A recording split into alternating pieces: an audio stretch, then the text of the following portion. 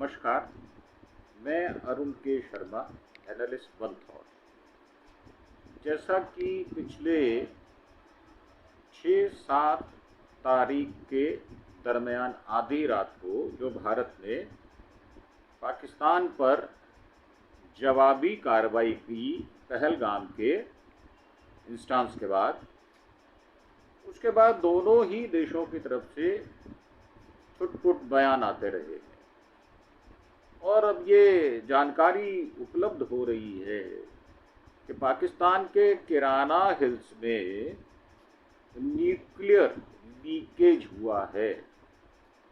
दुनिया की शीर्ष परमाणु एजेंसी ने एट लास्ट आखिर में आकर ये बयान जारी कर दिया है कि वहाँ पर न्यूक्लियर जो है वो लीकेज हुआ है, परमाणु रिसाव हुआ है। अब इसमें IAEA ने पुष्टि की है कि पाकिस्तान में किसी भी परमाणु सुविधा से कोई विकर्ण रिसाव नहीं हुआ। साथ ही उन रिपोर्टों को भी खारिज कर दिया है कि भारतीय हमलों में किराना हिल्स को निशाना बनाया गया था। भारतीय और पाकिस्तानी अधिकारियों ने भी इन दावों का खंडन किया है, वो डिनाइल मोड पर है। परमाणु आपात स्थितियों से जुड़े अमेरिकी और मिस्र के विमानों के देखे जाने के बाद अटकलों का लगना शुरू हुआ या अटकलें बढ़ गई, लेकिन ये सत्यापित नहीं थी और सैन्य सूत्रों ने इन्हें निराधार अफवाहों के रूप में खारिज भी कर दिया था। अब अगर देखा जाए तो अंतर्राष्ट्रीय परमाणु ऊर्जा एजेंसी जो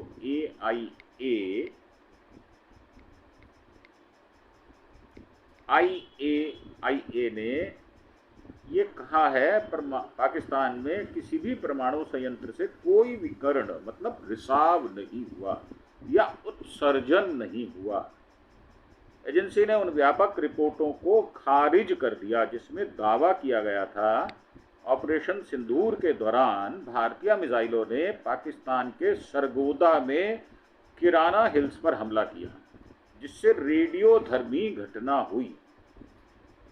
IAEA ने प्रेस विभाग के फेडरिक डाहल ने ये बताया है प्रश्न के उत्तर में कि हमें रिपोर्टों की जानकारी है।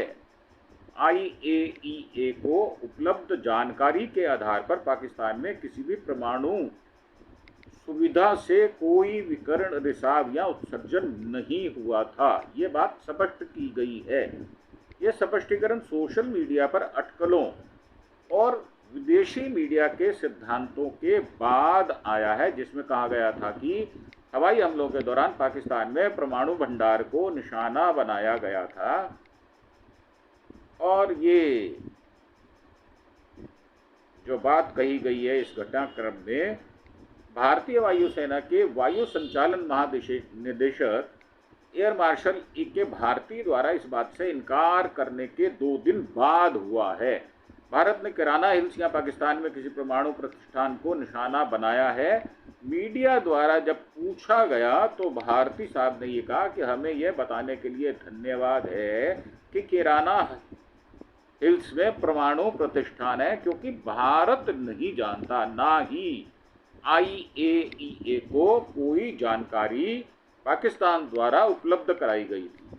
हमें इसके बारे में पता नहीं है। हमने किराना हिल्स को वहाँ मौजूद किसी भी चीज को निशाना नहीं बनाया है, ये बात उन्होंने स्पष्ट की है। विदेश मंत्रालय ने भी रेडिएशन लीक की खबरों को खारिज किया है। प्रवक्ता रणधीर जायसवाल ने मंगलवार को एक प्रेस ब्रीफिंग के दौरान कहा था कि हमारी सैन्य कार्रवाई पूरी तरह से पारंपरिक क्षेत्र के भीतर थी। कुछ रिपोर्ट्स में कहा गया था कि पाकिस्तान की नेशनल कमांड अथॉरिटी की एक बैठक बुलाएगी, लेकिन बाद में इन खबरों को नकार दिया गया। वास्तव में पाकिस्तान के सरकारी प्रतिनिधियों ने आधिकारिक तौर पर इस बात से इनकार कर दिया था।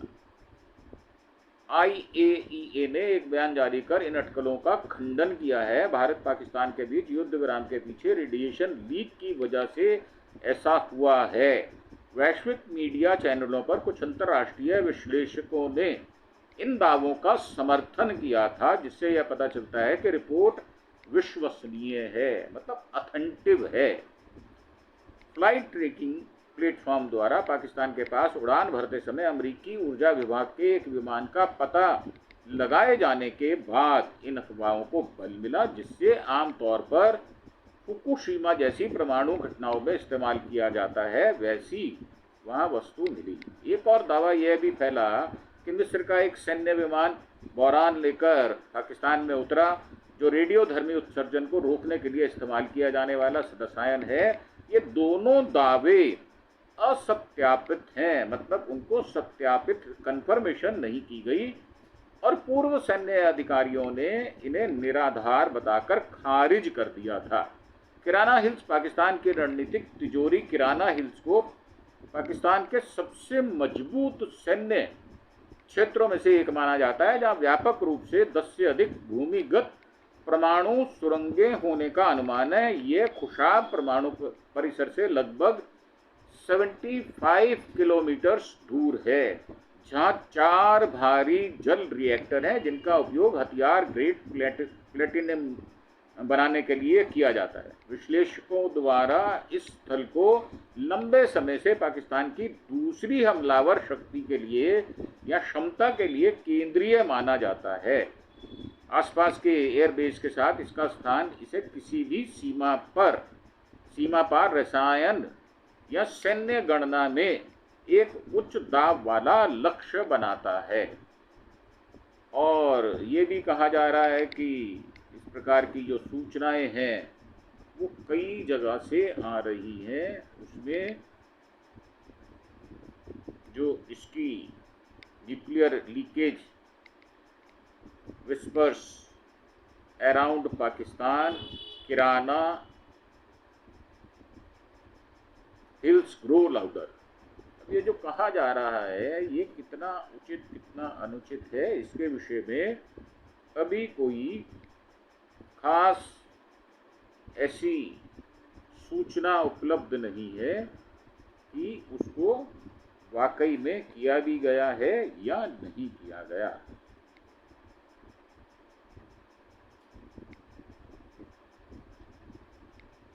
Nuclear leakage whispers around Pakistan's Kirana Hills grow louder, but IAF dismisses claims. उन्होंने इस क्लेम को नकार दिया है, ये भी कहा जा रहा है।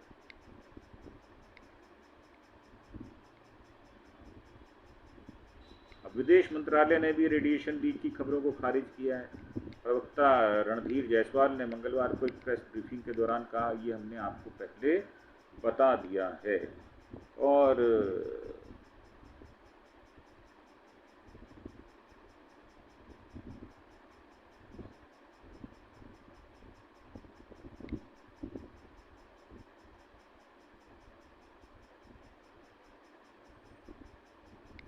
किराना हिल्स पाकिस्तान की रणनीतिक तिजोरी किराना हिल्स को पाकिस्तान के सबसे मजबूत सैन्य क्षेत्रों में से एक माना जाता है।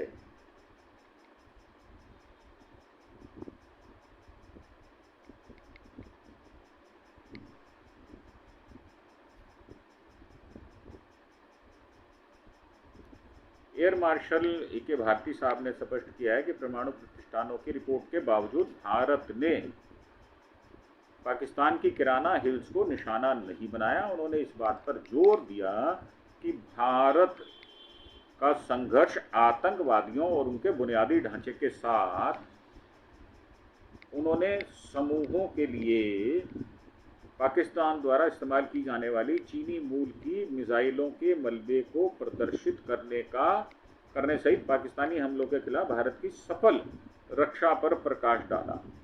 ये बात कही गई है DG air operations air marshal ए.के. भारती ने सोमवार को इस बात को कहा था कि किराना हिल्स में किसी भी लक्ष्य को निशाना नहीं बनाया गया जहां कथित तौर पर परमाणु प्रतिष्ठान है।